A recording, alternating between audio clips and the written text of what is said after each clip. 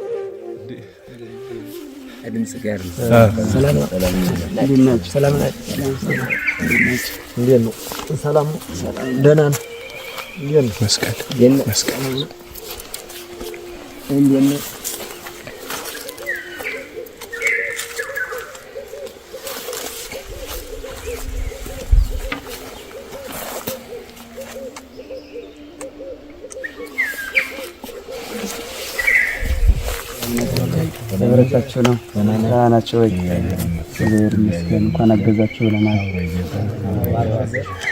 ቤተክርስቲያን እንግዲህ ያው በእናንተም አሳሳቢነት በመንፈስ ቅዱስ ይሰራ እንግዲህ የሮዶና ፈቅዶ እንደዚህ በጣም በእናንተ ምንም በሌለበት ሰው በማይገኝበት ማሽን በማይገኝበት የእናንተ በጸሎት አባቶች ጋር ሆናችሁ ያን ትልቅ እንዛ ያን ትልቅ ቤተክርስቲያን እንግዲህ ለመስራት ከፍ ባለ ሁኔታ ለመስራት እንዲህ በእናንተ ኃይል ይህን ያላደርጋቸዋልና በጣም እጅግ ደስ ብሎናል። ከዚህ የበለጠ ደግሞ እንግዲህ ይህን የጀመራችሁትን ደግሞ በደንብ በመንፈስ ቅዱስ መሪነት አልቆ ተጠናቆ ለማየት ያብቃን። እናንተን እንግዲህ ይጠብቅልን ነው የምንለው።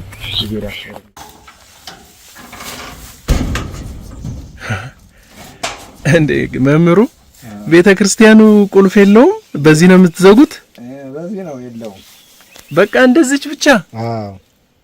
እዚህ ውስጥ ታቦት አለ እንግዲህ ቤተክርስቲያን ነው። ፈቃደ እግዚአብሔር እሱ ይጠብቀው።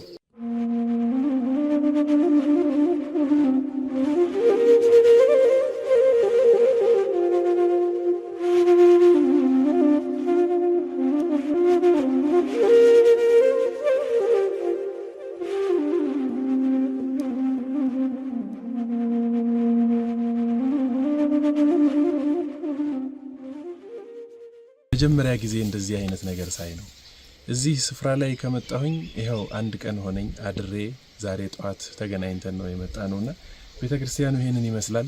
እዛ ጋር የፈረሰ ቤተክርስቲያን አለ። በደንብ ነው ማስጎበኛችሁ፣ ሁሉንም ታዩታላችሁ።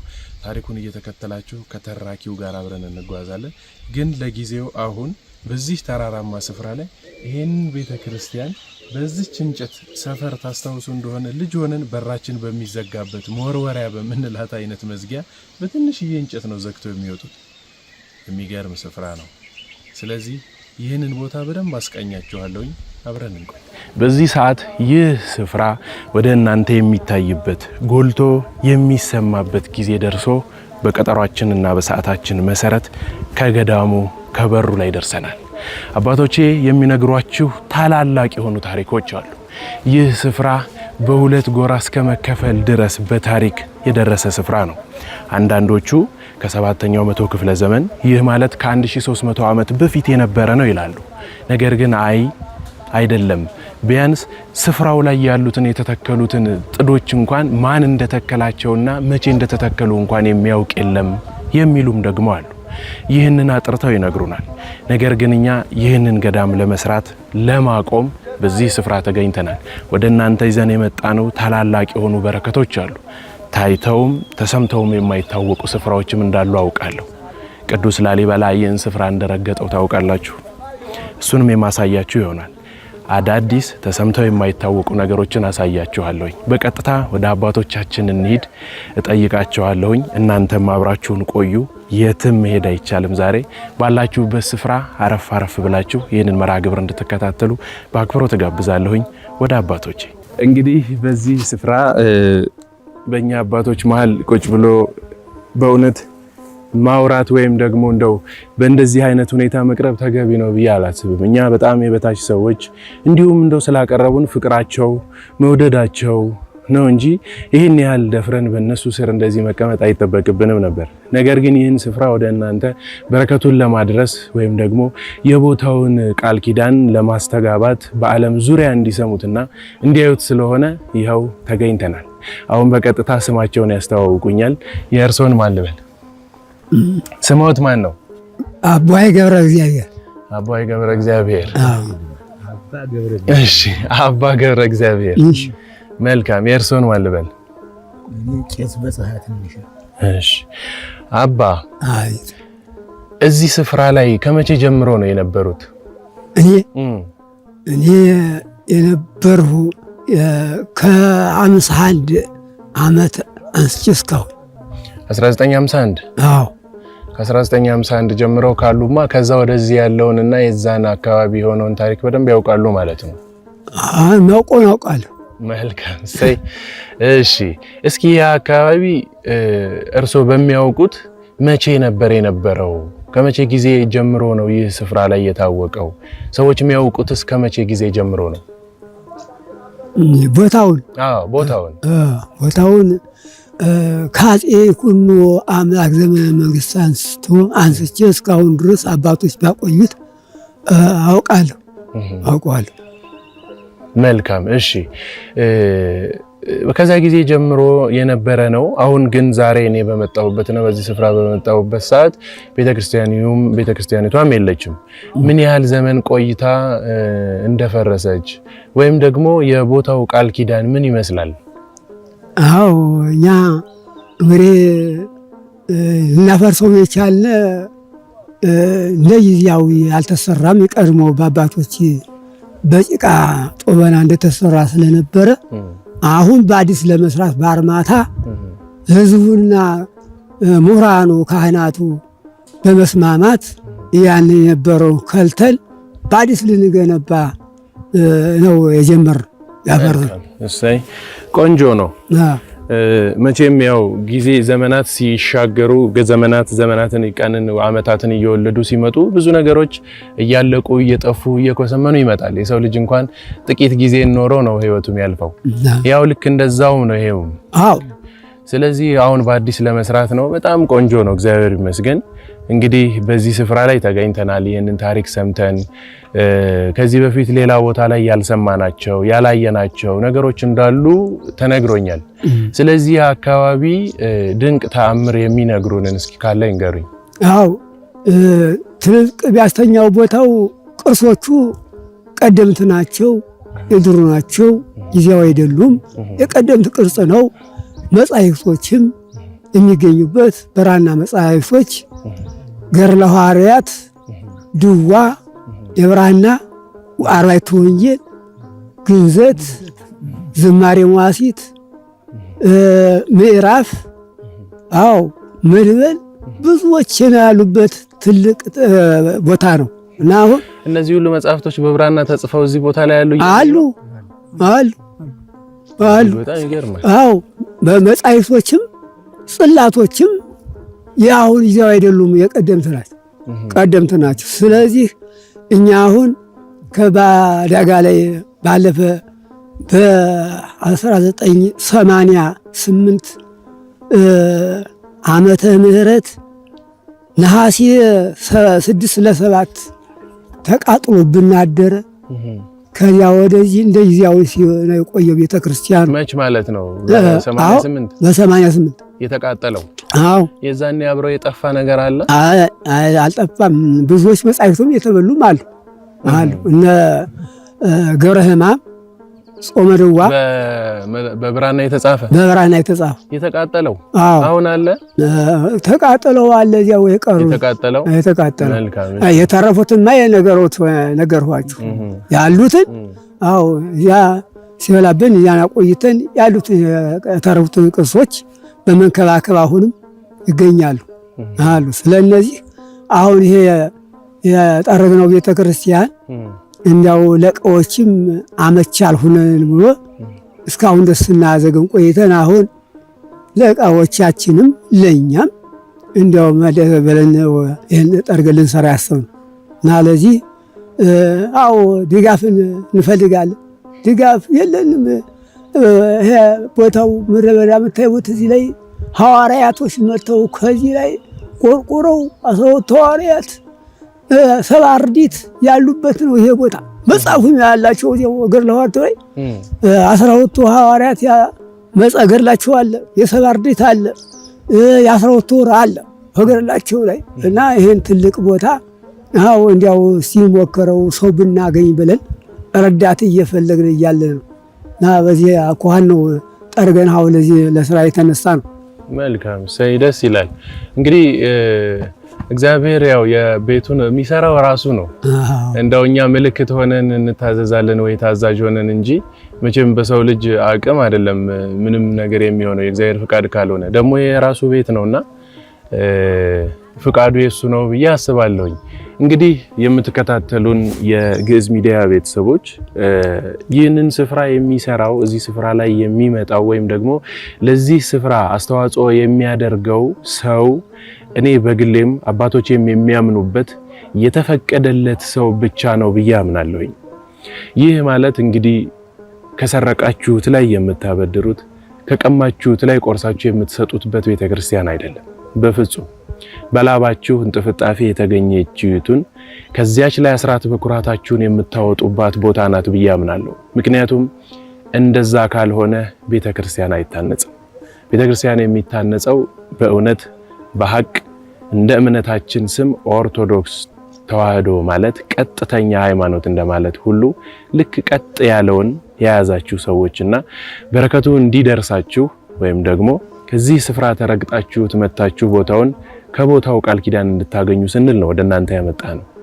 እንቀጥላለን።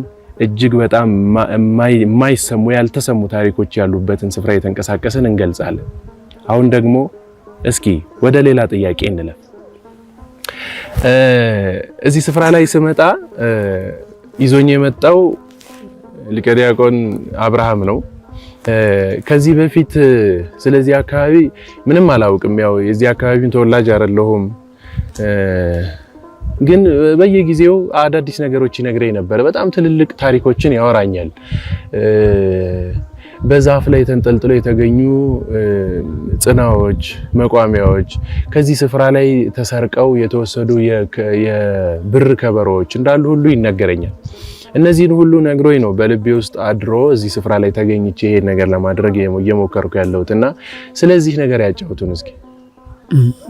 አዎ ከበሮዎች፣ ብር ከበሮዎች፣ ጸናጽሎች 44 መነኩሴ ነበረበት የሚያስተዳድር እዚህ ደብር ላይ 44 መነኩሴ 44 ነው። ባለቁልፍ ጫማ እዚህ ላይ ከዚያ ላይ ባለቁልፍ ጫማ ማለት ምን ማለት ነው? እሺ ባለቁልፍ መነኩሴዎች አሁን እነዚያን ራስ የማነ ክርስቶስ የተባለ ራስ መጥቶ ከዚህ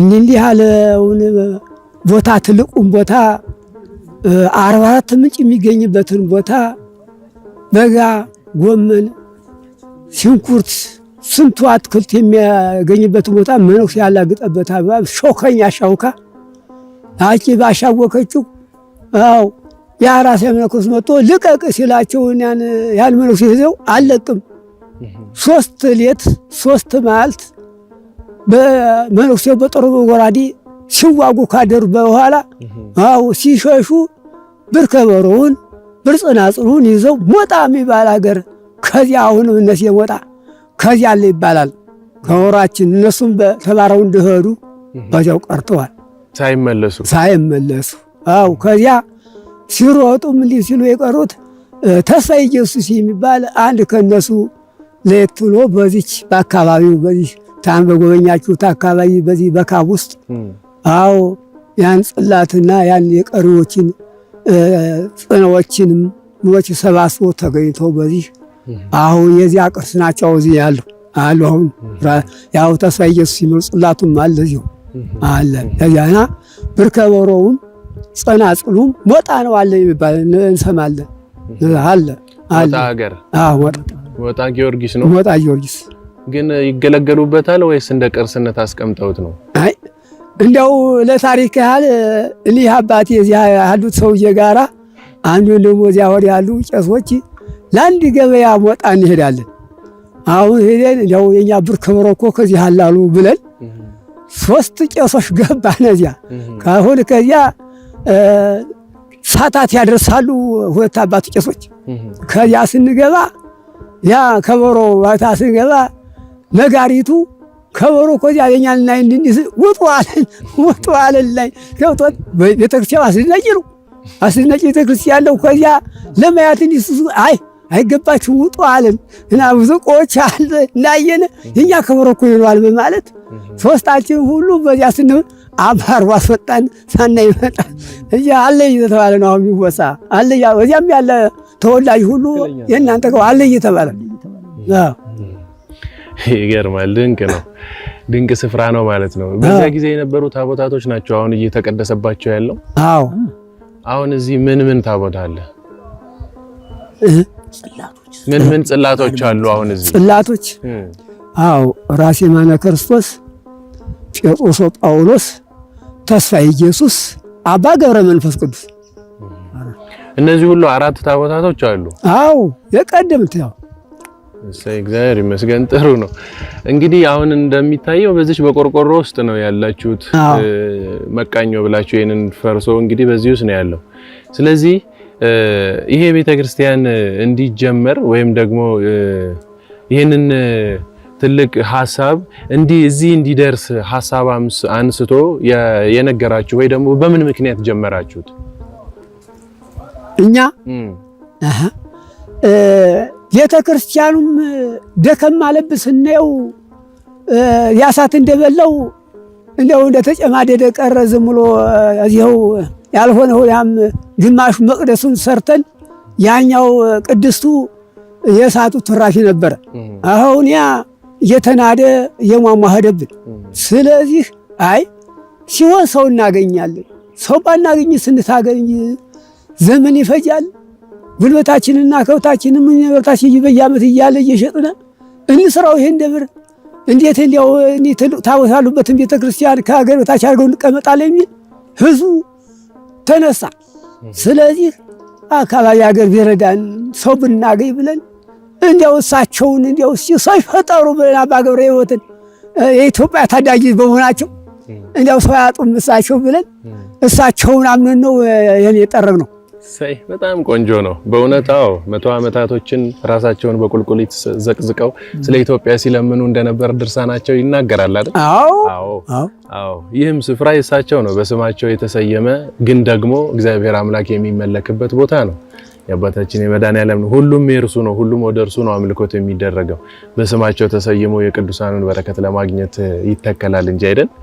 ስለዚህ መልካም ነው። እሺ ሌሎች ተአምሮች ወይም ደግሞ የቦታው ቃል ኪዳን ካለ እስኪ ንገሩኝ። ለምሳሌ እንደ ጸበል ወይ እንደ እምነት ወይ እንደው የቦታውን በረከት የያዘ ነገር የነበረ ወይ አሁን የጠፋ ነገር?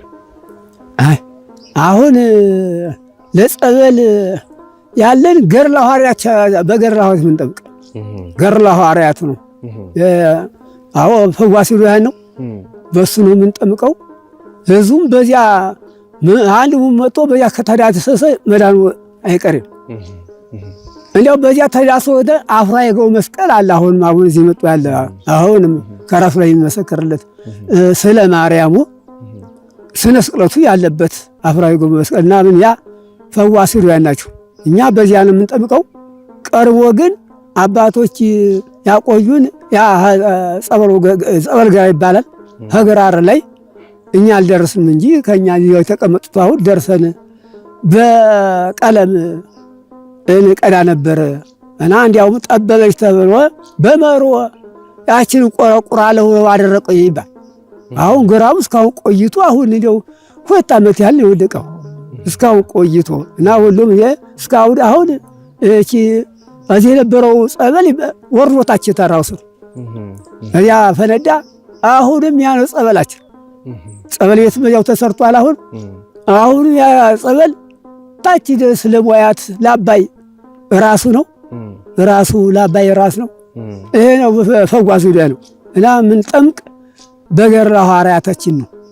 በፊት ገድለ ሐዋርያት ወጥቶ ጸበል ላይ ተደግሞ ሲጠመቁ ሰዎች አንዳንድ ጠገራ ብር ይሰጣል ይባል ነበር። ስለዚህ ያጨው አንዳንድ ጨው አንዳንድ ጨው አሞሌ ጨው አው አሞሌ ጨው ሳይሰጥ የተጠመቀ አይፈወስም ያለ አለው እዚያው ላይ በእገሩ ላይ ይናገራል።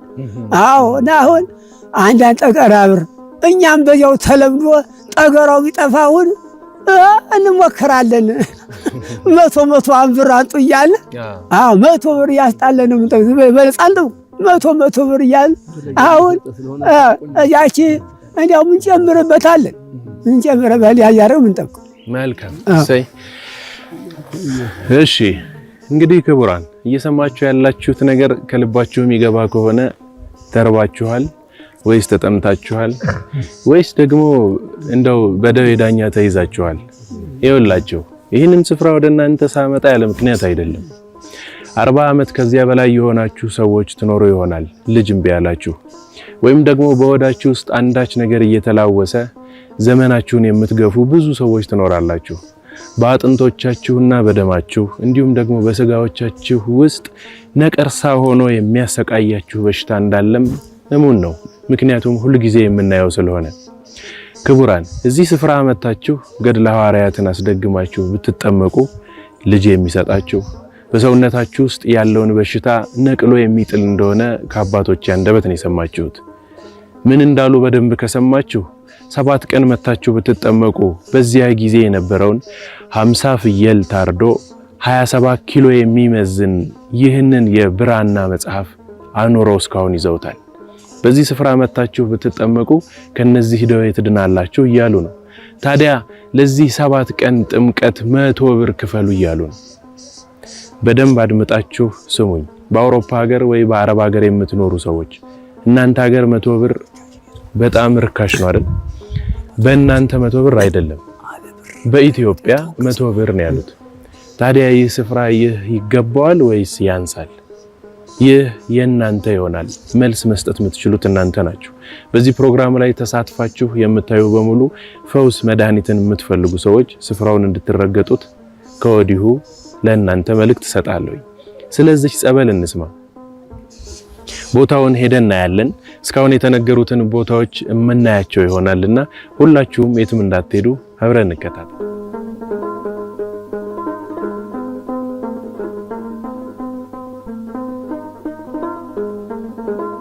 እሺ ክቡራን፣ አሁን ደግሞ እኚህ አባት ስማቸውን ያስተዋውቁናል። ከዚህ ስንት ጊዜ እንደኖሩና ምን ያህል ጊዜ እንደነበሩ የምንሰማ ይሆናል ማለት ነው። የኔ አባት እንደምን አሉ? ሰላም ነው ቶይ? ይመስገን። አሜን፣ እግዚአብሔር ይመስገን። ስሞትንና እዚህ አካባቢ ምን ያህል ጊዜ እንደነበሩ ይንገሩን። ስሜ ቄስ ስለሺ ቦጋለ ነው ማለት ግን የኖርኩ ማዶም ነጋዴም ትንሽ ቀን ተቀምጬ ነበር። ከዚህ ግን ያመጣው ወደ 30 40 ይሆናል። እዚህ አካባቢ ተወላጅ አይደሉም? ነኝ። የት አካባቢ ነው የተወለዱት? እዚህ አካባቢ። መልካም። እሺ መች ማለት ነው የተወለድኩ?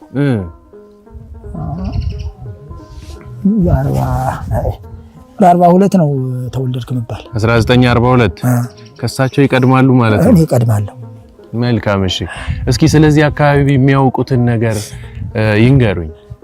እዚህ ማውቆ እዚህ ቦታ ላይ ያው ተማሪ ቤትም አባ ተስፋ የሚባሉ ጥሩ ደግ ትልቅ ቄስ ነበሩ። ከሳቸው ስንማር እዚች ግራር ጸበል ደርሻለሁ። ግራሯ እዚህ አሁን እሳቸው ያሉኝ ጋር ጸበሏ ስትቀዳ አብረን ከቶም መጀመሪያ ገና ከይነት ምናምን እንዲቁና ሳንይዝ ይሄ አውሬ ባው ይበላችኋል አትዱ በዚያ አትዱ እያሉን እየፈራነ እንዲህ አንዳንድ ቀን ቀስ ብለን እንነዳለን። ቀስ ብለን ለማያት ሽታውም ሌላ ነው የሚሸት። እንደው ያ ጸበል እንደው ዝም ብሎ ሌላ ነው። ኋላ ይሄ መብራት መስቀል ምንለው እንጨት አለ። ያንን እንዲህ አርገን እንትን ስንለው ቦጭ ይላል ሆው ዝም ብሎ አደየው እና በዚያች የሚያደግ መነኩሴ እንትን ቄስም በሸንበቆ እንትን ይልቃጥ እየቀዱ የዚያ ሰውን ብዙ ሲፈወስ አሁን ቅርብ ጊዜ ነው። አሁን በዚያ ጸበል ደርሻለሁ። ትክክለኛ ይቻላል ያ ጸበል እና አሁን ነው ደርቆ ግራሩም ተፈንግሎ ወድቆ ያየሁት። እንደውም አሁን ስንት ዘመን ይሆን ምን እንደው ይሄ ግራር ምን ሆኖ እንዲያርጎ በንግሎ የጣለው ብዬ ብዙን አዝኜ ዝም አልኩኝ። መቼም እንጂ 2 ዓመት ሆነው አሉ እንግዲህ አንዳንድ ሰዎች ከወደቀ ማለት ነው። ወደቀ። አዎ ግራሩ። አዎ ጸበሉ ግን ከቆመ ምን ያህል ጊዜ ሆነዋል? ቆይቷል። ትንሽ ቆይቷል። ልጅ ሆናችሁ ነው እናንተ የጸበሉ የነበረ? አራ ደህና ነን፣ ደርሰናል። ተማሪ ቤት እየተማርን ነው እና ጸበሉን ትክክለኛ ጸበል ንጹህ ጸበል ነበር። ግራሩ ላይ እንደው መሃሉ ላይ እንዲህ ብሎ እዚህ መሃል ነው ያለ ጸበል እና አልቅ አይጠፋ አይጎል። ያንን አይተናል። ሽታውም ሲያሸቱት ማይጠንት ነው ሆኖ የሚሸት ነበር። ማዛው መልካም ደስ ይላል። እናንተ መሬት ተቆፍሮ ብዙ ውሃ ወጥቶ ጠጥተን እናውቃለን። ከሐይቅም ጨልፈን እንዲሁ ደግሞ አጥልለን ተጠቅመንም እናውቃለን። እንዲሁም ደግሞ በዘመናዊ መልክ በላስቲክ እየታሰሩ ውሃዎች ስም ወጥቶላቸው ፍቅር ውሃ፣ የስ ውሃ፣ ዋን ውሃ እያልን ብዙ ጠጥተናል አይደል? ከግራር ላይ የሚመነጭ ውሃ የጠጣ ሰው ይኖር ይሆን? እኔ እንጃ። ነገር ግን ይህ ስፍራ ሰዎቹ ያደጉበት ልጆቻቸውን አዋቂ ያደረጉበት ቦታ ነው። ምክንያቱም ከግራር በመነጨው ጸበል ልጆቻቸውን አስጎንጭተው አዋቂ አድርገዋቸዋል። ብዙ ሊቃውንተ ቤተክርስቲያን ከዚህ ወጥተው በከተማ ሀገር የምታገለግሉ እንዳላችሁ አውቃለሁ። ስለዚህ ይህ በረከት ይህ የዚህ ስፍራ ቦታ እንደሆነ ወደ እናንተ ለማሳየት ነው። አሁን በቀጣይ ስፍራዎቹን እየተንቀሳቀስን የምንመለከት ይሆናል። አብራችሁን ተጓዙ። እሺ የተከበራችሁ እንግዲህ የግዕዝ ሚዲያ ቤተሰቦች በዛሬው ዕለት መጋቢት 5 ቀን 2017 ዓመተ ምህረት አቡነ ገብረ መንፈስ ቅዱስ ገዳም ላይ ከተራራው አናት ላይ ሆነን እንገኛለን። ዛሬ በሁሉም ስፍራ ኢትዮጵያ ውስጥ ባሉ የአቡነ ገብረ መንፈስ ቅዱስ ቤተክርስቲያን ወይም ደግሞ ታቦታቸው ባለበት በሙሉ ክብረ በዓል ሆኖ ይነግሳል። እንግዲህ በዚህ ሰዓት 5 ሰዓት እንደዛ እየሆነ ነው። በዚህ ሰዓት ግን እስካሁን ድረስ ታቦተ ሕጉ አልወጣም። ግራ ገብቶኛል። እስካሁን ድረስ እያገለገሉ ነው። ነገር ግን ታቦቱ አልወጣም። በከተማ ስናውቅ የከሰዓት ቅዳሴ ከሆነ ታቦተ ሕጉ በጠዋት 2 ሰዓት ወይም 3 ሰዓት አካባቢ ይወጣና ዞሮ ህዝቡም አስተምረው ከዛ ተመልሶ ይገባና ደግሞ ወደ ቅዳሴው መርሃ ግብር እንሸጋገራለን። አሁን ግን በዚህ ሰዓት ታቦተ ሕጉ ከመንበሩ አልተንቀሳቀሰም። ይሄንን ጥያቄ ላቀርብ ፈልግ ያለውኝ አብረን እንስማ። አሁን በብዙ አካባቢ ወይ በከተማው ይሁን እኛም አካባቢ በአመት 2 ጊዜ 3 ጊዜ እንደዚህ ታቦታት እየወጡ ያው ይባርካሉ ሰውን። የሚሰሩ ነገሮችም ካሉ በዛው እነሱ ነገሮች እየተነገሩ ትምህርተ ወንጌልም እየተሰጠን ቆይና ከዛ ቅዳሴ እንገባለን የከሰዓት ከሆነ። አሁን እዚህ አካባቢ ላይ ሰዓቱ እንደምናየው ወደ 5 ሰዓት አካባቢ ሆኗል። እስካሁን ግን ታቦተ ሕጉ አልወጣም። ይሄንን እስኪ ያስረዱኝ። ምንድነው? ለምንድነው እንደዚህ የሆነው? ታቦት ያልወጣው በጾም አይወጣም ብለን አንወጣም። እንደውም ታቦቱ አይወጣም ማለት ነው። ዛሬ አይወጣም። በጾም ከብካብ የለም እያለ አናወጣ። በዚህ በሱባኤ ላይ ክበር ነው። አዎ በዚህ ላይ በሱባኤ ላይ ታቦት አይወጣም እያለ አናወጣ። ልምድ የለንም። የቆየ ነው። ከአባቶች የቆየ ነው። ቀርሞም የለንም። መች ነው ታዲያ ታቦተ ሕጉ ከመንበሩ የሚነሳው? የጥምቀት ለጥምቀት ብቻ በአመት አንድ ጊዜ ለጥምቀት እሱንም ወታች ለማውረድ ማለት ነው። አዎ ለማውረድ አውጣለን እንጂ ከዛ ውጪ በአመት ክብረ በዓሉ አዎ ክብረ በዓሉ በጾም ስለሆነ በአባ ገብረ መንፈስ በቦታቸው ቀን ስለሆነ ቀድሞ አባቶች ያውሉ የነበረ በሐዋርያት በሐምሌ 5 ነበር። በሐምሌ 5 ያውሉ የነበረውን አሁን መቼም ህዝብ ለሰልት ነው።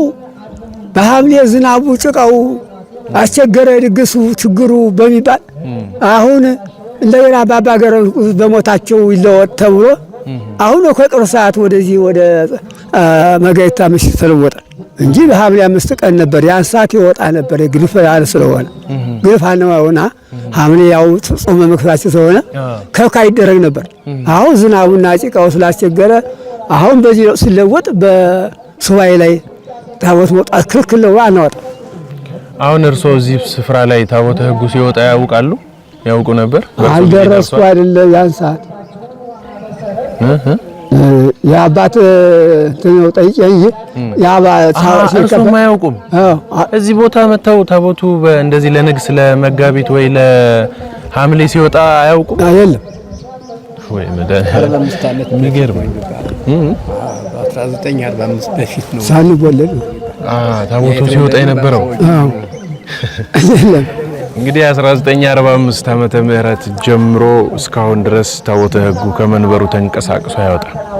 ብዙ ታሪክ አላቸው። በጎን ሹክ ያሉኝም ሰዎች አሉ። አይ እኛ ኃጢአተኞች ነን ብድግ አድርገን ይዘን የምንወጣ ከሆነ ይፈጀናል የሚሉ ሰዎችም በጥቂቱ ሰምቻለሁ። ይህ ታሪክ የዚህ ስፍራ ቦታ ነው። ታቦት ልክ እንደ ከተማው አይወጣም። በመጽሐፍ ተጽፎ እንደምናገኘው ሁሉ ታቦተ ሕግ መለመኛ ሆኖ አሁን ላይ እየወጣ እናያለን በከተማ ብዙዎቻችን። ነገር ግን ያንን ጊዜ የአባቶቻቸውን ታሪክ እያሻገሩበት የሚገኝ ቦታ ነው ልላችሁ እወዳለሁ። ምክንያቱም ታቦተ ሕግ ወጥቶ እባካችሁን ቤተክርስቲያን ልናሰራበት ነው፣ እባካችሁን እንደዚህ ሊሆን ነው፣ ወይ አጥር ልናሳጥር ነው፣ ወይ እንዲህ ነው ብለው ካንደበታቸው አያወጡ። ለታቦቱ ያላቸው ክብር ይሄው ከመንበሩ ተንቀሳቅሶ ብቅ አይልም። ግዴታ ስለሆነ ታሪክ ስለሚያፋልስ ብቻ በጥር 11 ቀን ከተራራው ወርዶ ጥምቀተ ባህር ድረስ ከታቦታቱ ጋር አብሮ ያድራል። የሚገርም ድንቅ ስፍራ ነው። በታሪክ ላሊበላ አካባቢ ነበር ይህን ነገር የሰማሁት። ግን ይኸው ቦታውን ተረግጬ ይህንንም ቦታ በእንዲህ አይነት መልክ አይተናል። አሁን እየዞርን ስለተቃጠሉት ስለ እንጨቶቹና ስለ ስፍራው ታሪክ በደንብ የምንሰማ ይሆናል። እንንቀሳቀስ። እሺ ይሄ ነው ቦታው እንግዲህ ቤተክርስቲያኑ ይሄን ነው የሚመስለው። እነዚህ እንጨቶች ስለነዚህ ጉድጓድ እንደው ምን ያህል ነበር? እንዴት ነበር አሰራሩ ራሱ? አምደ ወርቃቸው እኒ 36 ነበሩ እንደውት ዙሪያውን ቤተክርስቲያኑ ዙሪያውን የአይነቶች 36 ናቸው። አው እንደ አባገረ መንፈስ ቅዱስ ከኢየሩሳሌም ኢትዮጵያ በነፍስ ረገላ በቅጽበት እንደደረሱ እኔ ምን የኢየሩሳሌም አምባጮ ይባል እንዲያው የመጣ ነው ምንኛ። አዎ ኢየሩሳሌም አምባጮ ነው የምንለው እና ከውስጥ ላይ ደግሞ ዛቺ ምሰሶ መኖሩ ጋራ እንደ ይሁዶ 3 አምዶ ነበሩ። እኛ እንደው የሰው ጎን እንቁላል ነበራቸው ከመኖሩ ጋር የተያዙ ነበሩ እና ያንን በሳት አደጋ የጠፉላቸው ሁሎች የሚወጡ ከኢየሩሳሌም አምባጮ ነው የምንላቸው። የትኞቹ ናቸው እንጨቶቹ? አሳዩኝ እስኪ። ታቸው እኔ አንዳንዱ የበለው የዚህ ጉራጀ እኮ እስከዚህ የገባው ነው ያው አዚ ወደ ላይ የበለው ይሄ ውስጥ ያቀረበው ጉድጓድ ውስጥ ዳ እንጨቶች ያው አንዱ ነው አንዱ በዚያ ማለት በዚያ ታች ወስዶ ስለዚህ ብለው የራሱ እንጂ 36 ነው። እነዚያ ጋራ እንደው ወደ 30 የሚያካክል እንጨት 36 ቤተ መቅደስ ውስጥ ቆሞ ነበር። ይሄንን የሚያካክል እንጨት ቤተ መቅደስ ውስጥ 36 የሚሆን አዎ ነበር። ውስጥ ላይ ደግሞ 3 አመኖሩ ጋር መንበሩ መቅደስ ማለት ነው 39 ከሁሎች ሁለት ጋር 39 መቅደስ 3 ነበር። መቅደሱ ወዲያ መኖሩ ጋር የተያዙ 3ቶች ባለ ሰጎ እንቁላል እዚያ ያላችሁ ለይት ያልናል። እኛ ደግሞ ለይት ያሉ አንድ መንበሩና የ3ቶች የተያዙ ነበሩ። መንበሩ ከማይከል ሁሉ ከዚያ ላይ ነበሩ እና ስንቀድስ የመብራቱ ላንቃ ሲነቃው መንበሩ ዘይት ወጣው ነበር። መንበሩ ለይት ያለ ነው እና ዘይት ወጣው ነበር። ባራ 4 ደጃፍ ነው። አሁን መንበሩ የለም። አሁን ማለት ያብሮ በለው አይደል? ጥፍት ብሎ ሙሉ በሙሉ በለው እሱም በለው እንዴ የተረፈ እንጨት እንኳን የለውም። መንበሩን ታቀፉ ወርቆች ነበሩ ብለው እንደው ሌላ የሚሆን ግን እሳት በላቸው ነበሩት እንዴ እዚህኛው ወደ እዚያ የነበሩት መንበሩ ጋር ያሉት።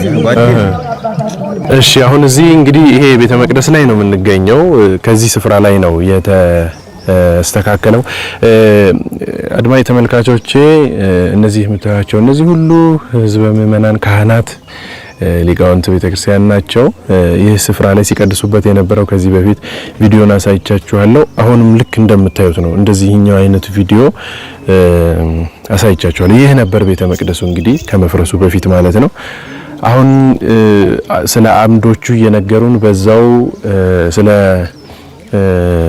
ግራሩ ጸበል ድረስ አብረን የምንሄድ ይሆናል። አብራችሁኝ ቆዩ። ስለ ቆሙት እንትኖች ያስረዱኝ። ምን ያህል ፍሬ ነበሩ? እንዴት ነበር ቤተክርስቲያኑ ላይ የነበሩት ተቀምጠው የነበረ?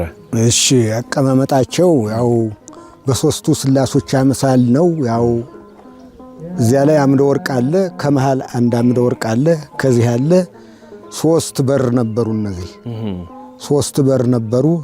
ከላይ ከባቢ ነበራቸው 3ቶች እንደዚህ እንትን ያለ ነው። ከመሃል ላይ እንደ አምቦል ነገር ቅርጽ ነበራቸው።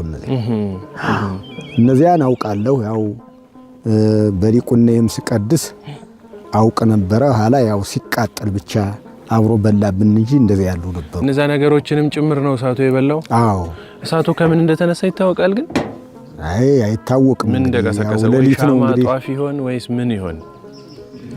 እንግዲህ እኛ ሌሊት ስለተቃጠለ ያው ብለን የምንይዘው ያው ትርኳሽ ነገር ወድቆ ተነሳ የሚል ነው እንግዲህ እኛ የምንለው። መልካም። እንደ ድሮ ቤተክርስቲያን አሰራር ይመስለኛል የተሰራው። አሁን ካለው ቦታ አንግል ሳየው ማለት ነው። ቅድስቱ ራሱን ችሎ ክብ ሰርቶ እንደ መቅደስ ራሱን ችሎ ያለ ይመስላል አይደል? አሰራሩ እንደዛ ነበር መሰለኝ። መልካም። እሺ አሁን ግን ያው እንግዲህ እንደ ዘመናዊ ለማድረግ ቤተክርስቲያኑ የታሰበው ይመስለኛል። ቅድስቱ ቦታው ቢኖርም ነገር ግን ድፍን የተደረገ እንደ ድሮ አይደለም። ክፍት ተደርጎ እንደሚሰራ መሰለኝ ትላንት ስታጫውቱኝ የነበረው። አዎ መልካም። እሺ እነዛን አምደ ወርቅ የተቃጠሉትን ያሳዩኝ እስኪ። እሺ ይሄ አፈር ምንድን ነው? ይሄ ያው ፍራሹን አፍርሰን አምጥተን እዚህ ላይ የደበር ነው። ይሄ ከቤተክርስቲያኑ የተፈረሰ ነው። አዎ። ብሎኬት የሚመስለው ነገርስ? ይሄ በጭቃ ጡበና ተብሎ የተሰራ ለቤተክርስቲያኑ ጭቃ ተወቅቶ እንደ ብሎኬት ሰርታችሁ ነው? አዎ። ለወለጨት ይሰራል። ይገርማል። በጣም ይገርም ነው። አብርሽ ይሄን ስፍራ ታውቀው ነበር? አዎ። እንደዚህ ሆኖ ቀድሰህበታል በዚህ ስፍራ ላይ በዚህ ቤተ መቅደስ? አዎ፣ ቀድሰህበታል። በእውነት አንተ ተባርካል። ድል ደርሷል ማለት ፈርሶ ደርሰንኛ ቢሆንም በረከቱን መሬቱን ተረግጠናል። እግዚአብሔር ይመስገን። አድማጭ ተመልካቾቻችን እናንተ የምታገለግሉበት የምትቆርቡበት ንስሐ የምትቀበሉበት ስፍራ ይሆናል ብለን እናስባለን ወደፊት። እሺ አሁን ስለ አምዶቹ እንይ እስኪ። አምዶቹ አንዱ ይሄ ነው። ያው ሰዓቱ በልቶት ከምድር ያወጣ ነው። ይሄ ነው። እንትንም አላቸው ሲያቆሙ ቅርጽ ነገር በቡለን እያዞሩ እንትን የሚሉባቸው ቅርጽ አላት። አንዱም ይሄ ነው። ይሄ ነው አንዱ ይሄ ነው። አሁንም ቅርጽ አለው። ይሄ ቅርጽ አለው። እነዚህ ናቸው። አንዱ ደግሞ በወዲያ ገጣና ያለ። እሺ የት ነው? ይቺ ናት። አዎ ይቺው አንዷ ይቺ ናት።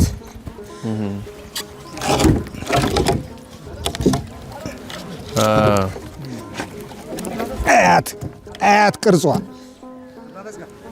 አያት። ቆይ እንጂ ቆዩማ ቅርጿ አያት ይቺ ናት። የሚያጠብቁበት ወይ ደግሞ የሚያስተካክሉበት ፉልን ማግበቶ ማሻ ናት ይቺ። እነዚህ ናቸው። እነዚህ እንትኑ ትርኳሾች እኮ ናቸው። ሲተከል ቀጥ አድርጎ ለማቆሚያ ነው እንጂ ቅርጹን መልቶ ተጨርሶ። አሁን እኮ የሚሉኝ እሱን ነው። ከመሬት ያወጣናቸው እነዚህ ናቸው። መልካም። ወደ ላይ ያሉት ተቃጥለው ማለት ነው። እነዚህ መሬት ውስጥ የተቀበሩት ናቸው። አሁን እዚህ አካባቢ በዚህ ቤተክርስቲያን ስም የሚጠመቅ ጥምቀት አለ አይደል? አዎ። እታች ነው። ከዚህ ነው የሚጠመቅ። እዚሁ። መልካም። የሚጠመቁ ሰዎች አሉ ግን? አዎ ይመጣሉ። ያው በመም የተበከሉ ሰዎች ያው ይመጣሉ። ከዚህ ገርለ ሐዋርያቱ ይመጣል። ያ ሲነበብ እንዲያውም ከአንዳንድ መድኃኔ ዓለም እንግዲህ የፈቀደላቸው ጸበሉ ይፈላል። ሽቅ በያዙት እንደው ምንም ሳይጣድ ምንም እቃው ላይ ላስቲኩ ላይ እንዳለ ዝም ብሎ ይፈላ ነበር። ያ ሲጠመቅ ያው ጤነኛ ሆኖ ይሄዳል። የሚገርም ነው። ድንቅ ተአምር ነው ይሄ። ስለዚህ አሁንም ያ ነገር አለ። አዎ መጽሐፉ አለ አሁንም። መልካም። እሺ እስኪ እነዚህን መሎጊያዎች ያሳዩኝ። አዎ ቅድም እንደነገርኩህ እንደዚህ ሆነው በሶስት ነበሩ። እዚህ ደግሞ እንደዚህ ተቀጥሎ አንድ እንጨት ሆነው ከዚህ ላይ እንደ አምቦል ነገር እንደ መብራት አምቦል እንደዚህ ያሉ ነገሮች ነበሩ። በጣም እንደዚህው በአውደ ዓመት ሊቃውንቱ ሲመጣ በጣም እንትኑ ይከፈታል። እነዚህን እያዩ ነው በቃ ሊቃውንቱ እንትን ይል ነበር። ያው እንትናቸውን የሚዘምሩ እነዚህን እያዩ ነበር። ፊት ለፊት ነበሩ ማለት ነው። አዎ ድንቅ ነው።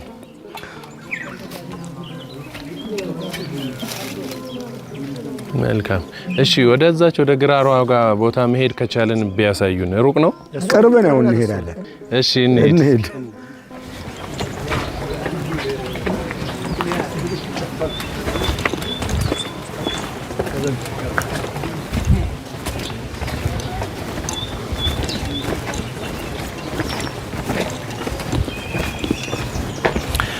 አሁን እንግዲህ እየሄድን ያለነው ግራሯ ወዳለችበት ስፍራ ነው።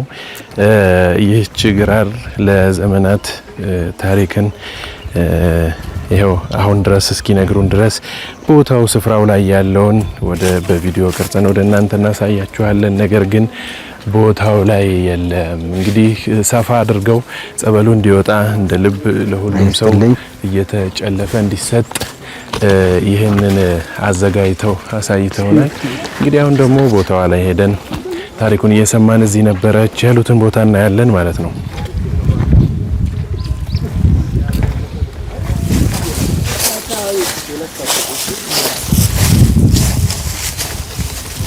እዚህ ጋር ነው። አዎ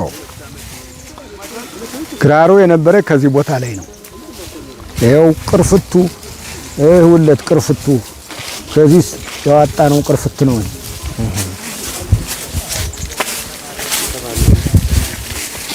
እሺ እስኪ እንገሩኝ። አሁን ቦታው ይህ ነው የግራሩ ቦታ።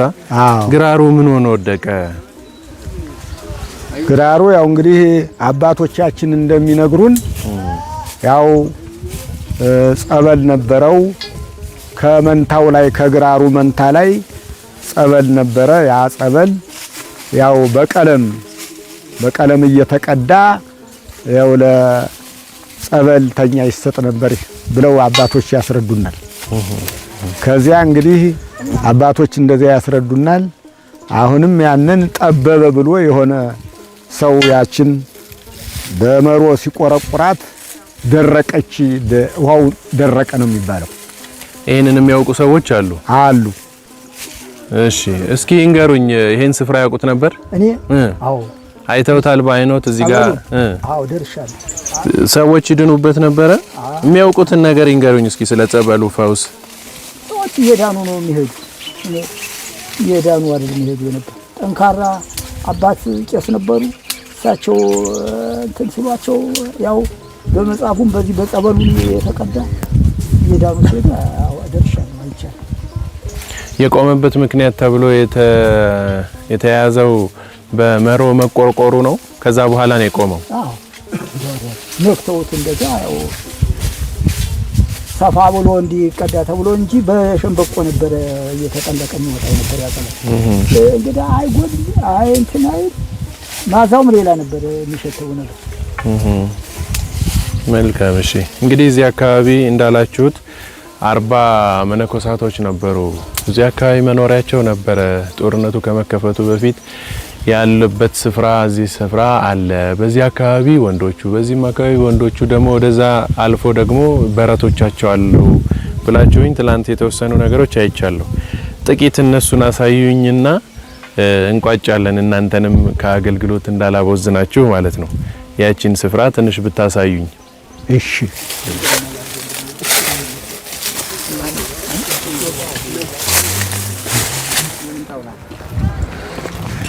ጣውላ ይሄ የቤተ ክርስቲያኑ መስሪያ ማቀፊያ ሾውን እንዳይላችሁ በዚህም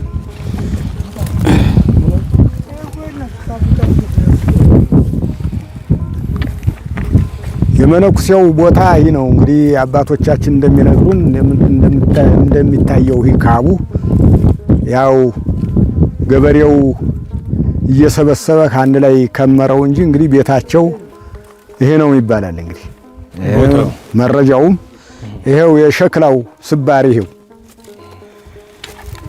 የምን ሸክላ ነው? ማድጋም ሆነ የውሃ ኩስኩስት እንግዲህ ማምጫ ያው ቤት ውስጥ የሚጠቀሙበት ነገር ማለት ነው። አዎ የሚገርም ነው። እስካሁን ድረስ እንግዲህ ሸክላዎቹ ያው በዚሁ በማሳ ሆኖ አሁን ደግሞ እየታረሰ ስብርባሪው ይገኛል ማለት ነው። አዎ እዚህ ስፍራ ላይ በድንጋይ እንዴት አድርገው ሰርተው ነው? ምን አይነት ቤቶች ነበሩ? አልደረስንም፣ አላየነውም። እንግዲህ ድንጋው ከተሰበሰበ ነው የመነኩሴው ቦታ ይሄ ነበረ፣ ቦታቸው ይሄ ነበረ ተብሎ የምንሰማ እንጂ ቤቱ መኖሩን አናውቅም፣ አልደረስንበትም። መልካም። ያዩት የቆዩት ሽማግሎች እኛ ደርሰንበታል። አሁን ነው ገበሬው እያፈረሰ እየሰበሰበ ያረሰው እንጂ እንዲያውም መሬቱ የምድሩ ቤቱ በእግራችን ስንመታው ይጮህ ነበር። እኔ ራሴ ከደረስኩኝ በእግራችን እንደዚህ ስንለው ቲም ቲም ቲም ቲም ይል ነበር ምድር ቤቱ ማለት ነው፣ ይጮህ ነበር። ስለዚህ ምድር ቤትም ሊኖራቸው ይችላል። ከስር ያስቀመጡት የራሳቸው የሆነ ነገሮች ሊኖሩ ይችላሉ ማለት ነው ስፍራው ላይ። አሁን እነሱ ቦታዎች ጠፉ፣ እየታረሰ በመሆኑ ምክንያት እነዚህ ምልክቶች ጠፍተዋል፣ ጠፉ። ላሊበላ መጥቶ ለመስራት የጀመረው ሁላ ምልክት አሁን ይገኛል እዚህ ሆኖ። አዎ ቅዱስ ላሊበላ። አዎ። እሺ ስፍራው ላይ ማየት እንችላለን? እንችላለን። መልካም። እሺ እንጓዝ። ያው እናንተ ናችሁ የምትመሩኝ። ቦታውን ስለማላቀው ይህ ነገር ለህዝብ ምእመናኑ ቢደርስ መልካም ነው። ከሀገራችን ወጥተውም ላሉ በሀገር ውስጥም ወደዚህ መምጣት የማይችሉ ሰዎች ይህን ቦታ ቢያዩት መልካም ነው ብላችሁ የምታስቡትን ቦታ አንዱ ካንዱ ያው በተለየ ነገር ይበልጣልና የምታውቁት ሰዎች ስትኖሩ እዚህ አካባቢ እነዚህ ነገሮች አሉ ያልታዩ ማለት ትችላላችሁ እና ብትጠቁሙን መልካም ነው። እሺ እንሂድ። እሺ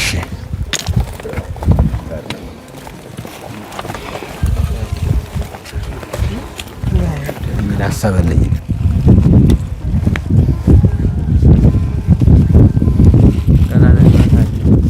እንግዲህ ምን እየወጣን እየወረድን እንደሆነ ቢታይልን ጥሩ ነው። አብርሽ አበል ተንኳተትን እንግባ እንጂ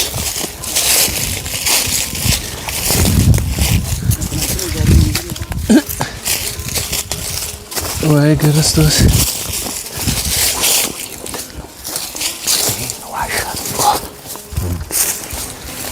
ደረስን። እዛ ወዲያ ጎጃም ታየኛለ። ተወልደን እንዴት እዚህ ሀገር ተወልደን እንሰራ። እኛም እኮ ትላንት ነው ያየነው። በእውነት ትላንት እኮ ነው እኛ ራሱ ያየነው። እዚህ ስር የወጣ አውሬ ቢያዩት ምንም ያህል አውሬ ቅርጻቸውን አገጣጥም ኧረ ወደዛ ሁሉ እዛ ድረስ ነው።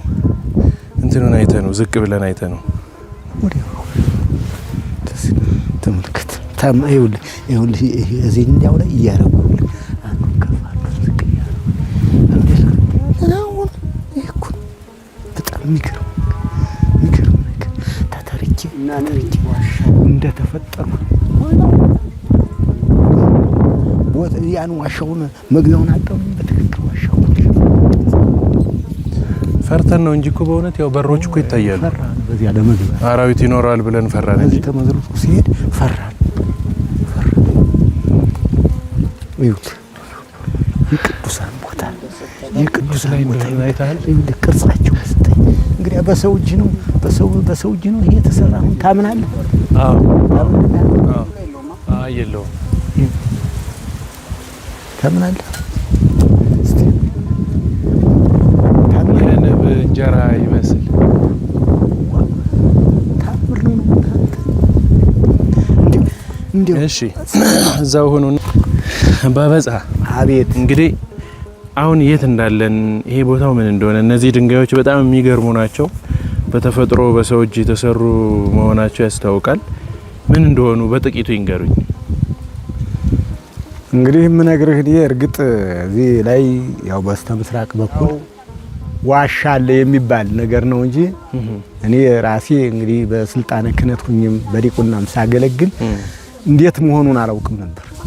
ግን አሁን ከቅርብ ጊዜ ሳየው በጣም ቅዱስ ላሊበላ ነው ከዚህ ላይ እንደዚህ አድርጎ የመሰረተው የሚባል ነው ምሰለው እና አሁንም ሳየው በግልጽ በመንፈስ ቅዱስ ላሊበላ የጀመረው እንጂ በሰው እጅ እኔ እንደዚህ ሆኖ ይሰራል የሚል ግምት የለም።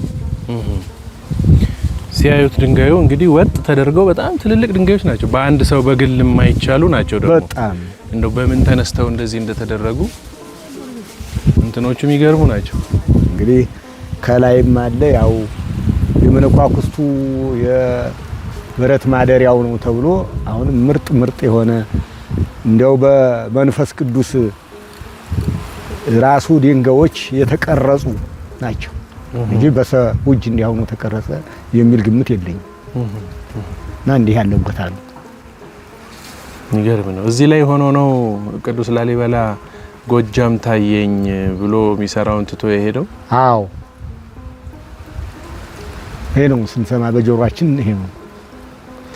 አዎ የንብ እንጀራ የሚመስል አይነት ቅርጽ ያላቸው ድንጋዮችን ተገጣጥመው ነው እንግዲህ ተንዶ በዚህ በኩል እንደምናየው ሰው እንደደረደራቸው ያስታውቃሉ። ተፈጥሮ አይደሉም። ዋሻዎችም እንዲሁ አሉ። ደግሞ ያው መቼም ስፍራው ስለሚያስፈራ አራዊት ይኖረዋል በሚል ነው ወደ ውስጥ ያልገባ ነው እንጂ። ስለዚህ በደንብ የሚተረከው ታሪኩ እውነት ለመሆኑ ማሳያ ይሆን ዘንድ የተሰደሩት ድንጋዮች በትክክል ማረጋገጫዎች ናቸው። ይገርማል በጣም።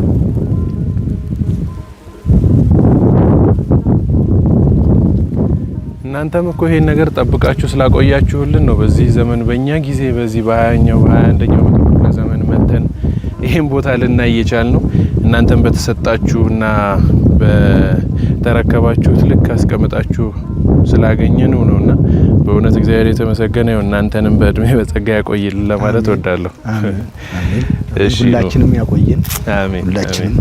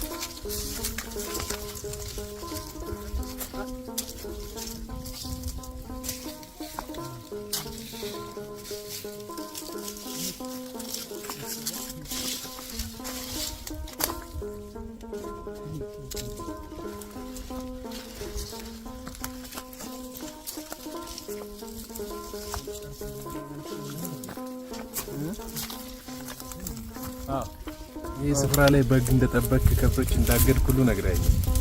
አዎ እንጠብቅ ነበር። እስኪ ንገረኝ። እንጠብቃለን። ያው ቢያንስ ከዛሬ ከ2004-5 ጀምረን ነው ወደ ቁልፍ ትምህርት ቤት የገባ ነው እንጂ ከዚያ በፊት ከብት፣ ፍየል፣ በግ በዚህ እናበላ ነበርና ስናበላ ያው ከብቶች የለመለመ ሳር አሁንም አሉ። ሳሮች አይደርቁም፣ ሳሮች ቅጠሎችም ስለማይደርቁ ነገር ግን ከብቶች እነዚያን ለማበላት ስናስጠጋ ከብቶች ይበረግጉ ነበር። ተጠጓ አልጠጋም ይኸው እምቢ ብለውን ይሄዱ ነበር እና ሕፃንም ስለሆን የኛል የታሪክ ቦታ መሆኑን ሰነቅ አንጠጋም ከብቶች ስለማይጠጉ። ሳሮች ግን ዛፎች ግን አይደርቁም ነበር እና ይህ ግራምጣ የሚባል ሳር በስሮቹ ተከበው ዙሪያውን ውሃ አይፈስም፣ ግን ደግሞ አይደርቅም እና አሁንም አሉ የተወሰኑ 4-5 ነገሮች አሉ ስር ላይ አሉ። ድንጋይ የተነጠፈ ድንጋይ ነው። ከድንጋዩ ላይ ግን እንዴት ለምልመው እንዳሉ በጣም እንገረም ነበር እና እነሱን ግራምጣ ቆርጠን ለመውሰድ በጣም እንቸገር ነበር። አሁን ለምስክርነት ያክላሉ ግራምጦችም ሳይደርቁ የተወሰኑ አሉና ቦታው እንግዲህ እኔም እንግዲህ ትናንት ብዙ ዋሾች እንዳሉ በዚህ አባቶችም ተናግረዋል። በጣም ከልቤ በጣም ደስ ብሎኛል። በጣም እና ገና ስላልተገለጸ ነው እንጂ እኔ ምለው ምን ወደፊት ቦታው ትልቅ ቦታ ሆኖ ብዙ ገዳም ዋሾች ይወጣሉ ብዬ ይሄ የምናየው አካባቢ ገዳም ይሄ ዋሻ ሆኖ ውስጥ ለውስጥ እስከ ቤተ መቅደሱ የሚሄድ ዋሻ ይኖራል ብዬ እምነት አለኝ። ለምን በሰዎች ሐሳብ ሳይሆን የተሰራው ይሄ በመንፈስ ቅዱስ ነው ቤተክርስቲያኑ የተተከለውና ከዚህም አንፃር በጣም ቦታው ትልቅ ነው። ግን እኛ ሳናቅ በመቆየታችን በጣም ይቆረቆረናል። ቴንኪው እናመሰግናለን። አንተ በመጣት ነው እኛ ሊያወቅ ነውና እጅግ እናመሰግናለን። አባቶቻችንን በእድሜ በጸጋ ይጠብቅልን። ወስብሐት ለእግዚአብሔር። እሺ አመሰግናለሁ። በጣም በእውነት ያው አንተ ነዚህ ድረስ ይዘኝ የመጣው ቦታውንም እንዳይ ያደረከኝ አንተ ነህ፣ ባንተ አማካኝነት ነው። አመሰግናለሁ። ቀሪ ፕሮግራሞች ይኖሩናል። አብራችሁን ቆዩ። አሁን እንግዲህ የድንጋይ ካቦቹ ጋር ደርሰናል። እነዚህን ይመስላሉ። እኔ እንደሚመስለኝ ከሆነ ይሄ ቦታ ወይ እንደዚህ ድንጋይ ተክቦ እንደ ቤት ተሰርቶ ስለሆነ ያየሁት ወይ አንዱ መነኩሴ ቤት ይሆን? ምንድነው ስፍራው? ይሄ አይደለም እንግዲህ አባቶቻችን እንደሚያስረዱን የመነኩሴው ከብት ማደሪያ ነው ተብሎ ነው እኛ እንደምናውቀው። እንግዲህ ካቡም ይኸው የታወቀ ነው የሚታይ ነው። ግን አባቶቻችን ስንሰማም የመነኩሴው ከብት የሚያድርበት አንዱ በረት ይሄ ነው፣ አንዱ ከወዲያ ወደ ምዕራብ በኩል ነው ያለ እና ይህን ነው እንግዲህ አባቶቻችን ሲያስረዱን ይህን ነው የምናውቅ። በታሪክ የሚጠቀሰው ይህ ስፍራ የከብቶች ማደሪያ ወይም ደግሞ በረት ብለን እንደምንጠራው እንደሱ ነው ማለት ነው። አዎ። አርብቶ አደሮች ነበሩ ወይስ እንዴት ነው? አዎ፣ ያው የመነኩሴው ከብት ሻሃ ነው የሚጠቀመው። ያው ገበሬዎች ቢሆኑም አርሶ አደር ቢሆኑም አርብቶ አደሮችም ናቸው ማለት ነው አንድ ላይ። አዎ። ይሄ ምን ያህል ከብት ይይዛል? አሁን እንግዲህ እንደምናየው መቼም ያው በገጽ ምክንያት አለ ያው በረት ለመሆኑ እንጂ ሰፊ ነው እና ቢያንስ እንደኔ ግምት 150 ይይዛል የሚል ግምት አለኝ። ይሄ ክቡ ብቻ ነው ወይስ ወደዛም ጨምሮ? ወደዚያም ሳይጨምር አይቀርም። ወደ ምስራቅ እንደዚህ ሳይጨምር አይቀርም። አንድ 50 ከብት በግምት ያህል ይይዛል። አዎ ትልቅ በረት ነው እንደዛ ከሆነ። እሺ በጣም እናመሰግናለን በእውነት አባቴ፣ እግዚአብሔር ያክብርልን። እናንተንም እንግዲህ በእድሜ በጸጋ ያቆይልን። በሌላም ጊዜ ተመልሰን ይህን ስፍራ የደረሰበትን መሰረቱ ወጣ፣ ኮለኖቹ ቆሙ፣ ድምድማቱ ደረሰ፣ ከዛ ቆርቆሮ፣ ከዛ ደግሞ ጉልላት እያልን የምንመጣበት ስፍራ ይሆን። እኛም መተን ቦታውን በተደጋጋሚ በመርገጥም በረከቱ እንድንሳተፍ እግዚአብሔር ይርዳን እላለሁኝ።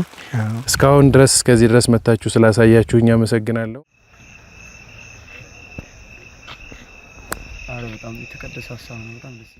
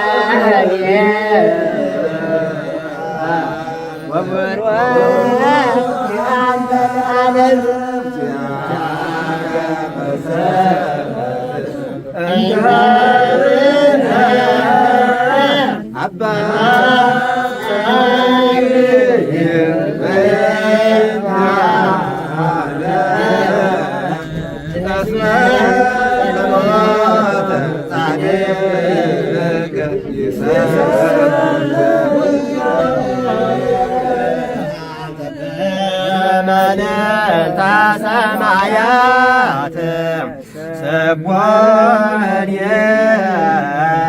አንተ ወክቡር አንተ ለዓለም የመሰረት እንተብለም አባ ጸዲቅ በእንዲአነ እስመ ጸሎተ ጻድቅ ይሰምዕ